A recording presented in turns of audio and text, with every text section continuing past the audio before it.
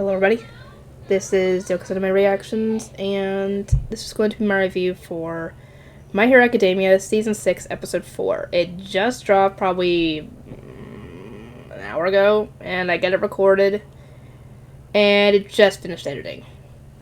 So I can upload it. Anyway, yeah.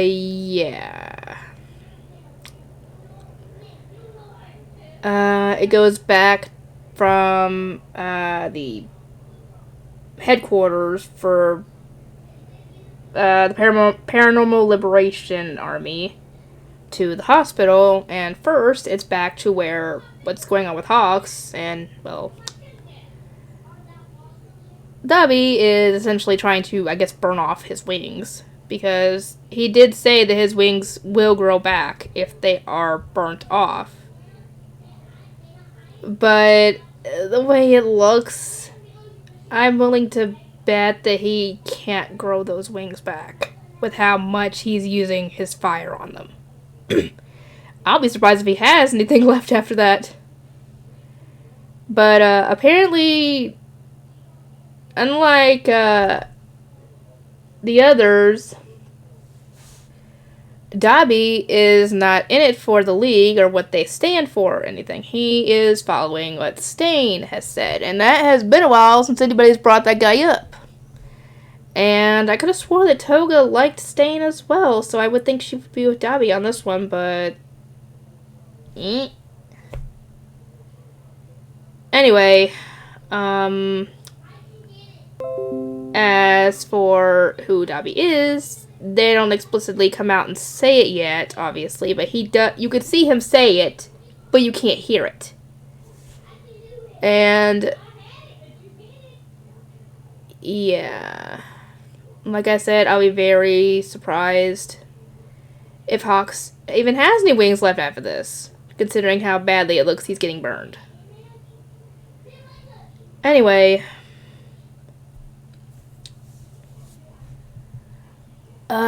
shoot. What else happened in this? But yeah, it did confirm in the episode that Twice is dead. Anyway, it goes back to what's going on in the hospital, and Endeavor and the others are trying to get down to where Mirko is, because she's fighting all those high-end Nomus with no backup. And she is definitely strong, but eventually it's going to wear her out. And it actually does end up wearing her out to the point where she ends up getting, like, an injury in her arm, an injury in her leg, on the side, that's bleeding, and thankfully she's able to get past those Nomu and go in to take down Shigaraki in his tube, and she's able to break it enough to where the fluid starts coming out. And to the point where the machine is malfunctioning. And Aizawa and the others are actually making their way down there and trying to help so they can help her take it down. But they're having some trouble because one of the Nomus is not only aware, it's thinking and adapting, because it figures out what's going on with how Aizawa's quirk somewhat works, and is trying to avoid him. And President Mike runs in and uses his quirk on that tube, thankfully, before it can be finished.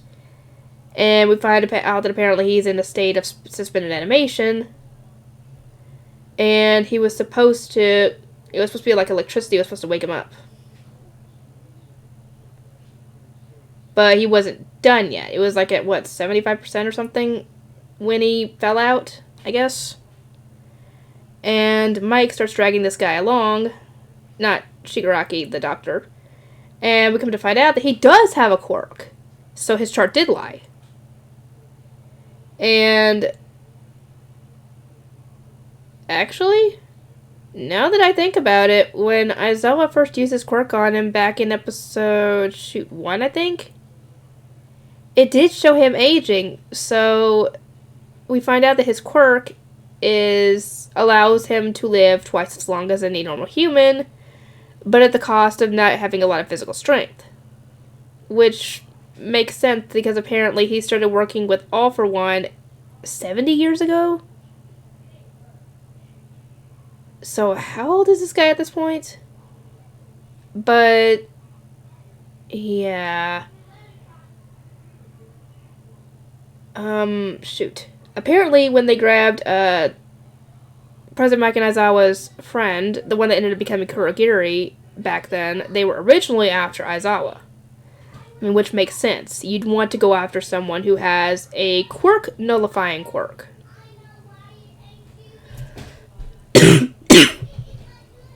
And we cut to Shigaraki and his head dealing with his family issues, and he ends up waking up.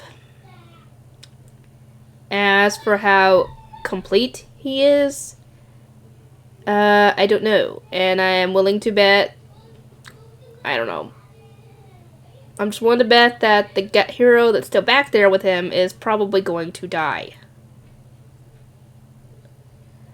And I hate that. It isn't a hero that we've seen, really, except for in this mission, I think. I could be wrong on that, but I don't remember seeing him very often, if at all. But we also find out that apparently... Is there a quirk out there that can duplicate quirks? Because the quirk that the doctor's got right now is a duplicate of his original quirk. And I'm guessing All for One had the original.